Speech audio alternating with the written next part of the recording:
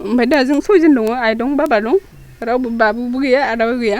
नोंसा आइ बाबामोना मा मावो हाजिरा मावो जेबो गैया आंनि मुङा उषा बसुमतारी गामि सिमलिगुरि आं इ साख्रिखौ मोननो थाखाय गोबां खस्थ' खालामदोंमोन न'खरावबो गोबां खस्थ' भुगिनांदो इ कामान्ड' बेटेलियन बे इन्टारभिउआ 2022 एप्रिल 7 तारिखआव जादोंमोन गोबां अखाबो हादोंमोन हाब्रुआव खारनो मोनदो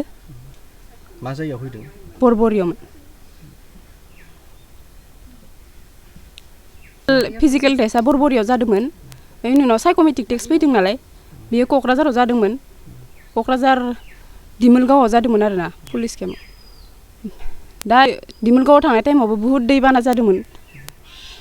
बेयाव खस्थ'यै थांनानै फैनो हादों आरोना दा जोंहा न'खरावबो जेबो गैया आइमोना जोबोर खस्थ' खालामदो साबेसे दं ओरैनो न'खराव जोंहा न'खराव गासै 6 जन बिब' बिनानाव साबामोन आरो सासे हाबा जाबाय आब'आ ओमफ्राय दा जों 6 जन दङ आइ दं बाबा दं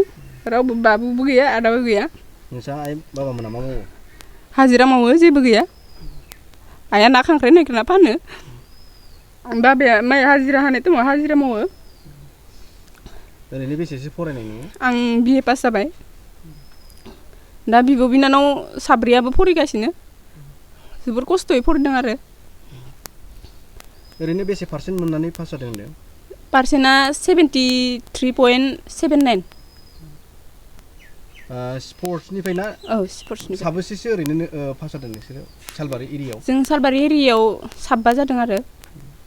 आंनि लोगोफोरानो ज' थांनो मोन्दोंमोन इन्टारभिउआथ' फरायनाय माने जोंना साइकोमेट्रिक टेस्टसो जादोंमोन ना ओमफ्राय खारनाय बारनायखौ बांसिन गोसो होनांगौ जादोंमोन आरो कामान्ड'आव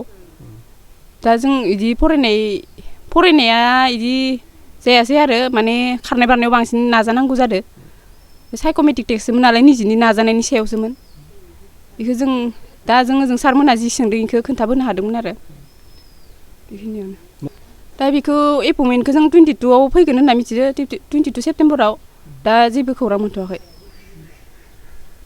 लाइमोनफोरखौ आं बुंनो सानोदि बिसोरबो खस्थ' खालामना नाजायो जों जेरै खस्थ' खालामदोंमोन होमबानो गासिबो मोनलांगोन जाफुंसारगोन साननायफोरा आं बे साख्रिखौ मोननो थाखाय गोबां सान्दुं अखा एख'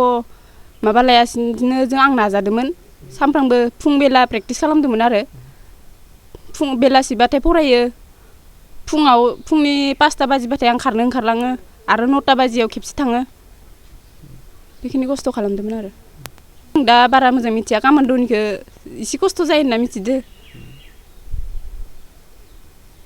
दा जोंनि गामिया सालबारि सिमलिगुरि होनो बाबानि नामा अमर बसुमतारी आइनि नामा जन बसुमतारी नोंथाङा सरखारि साख्रि नागिरदोंना नोंथांनि थाखाय मोनसे गोजोनथाव खौरां नोंथांनि थाखाय दं educate point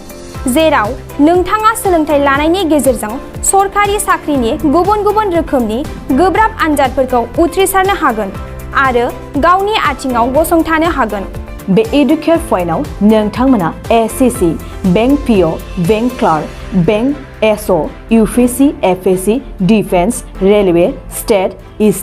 insurance AAO ADO एसिस्टेन्टजों लोगोसे स्टेट लेभेल जब आरो माखासे सरखारि साख्रिनि आनजादाव गोनांथि जानाय आयदाफोराव सोलोंथाइ लानो हागोन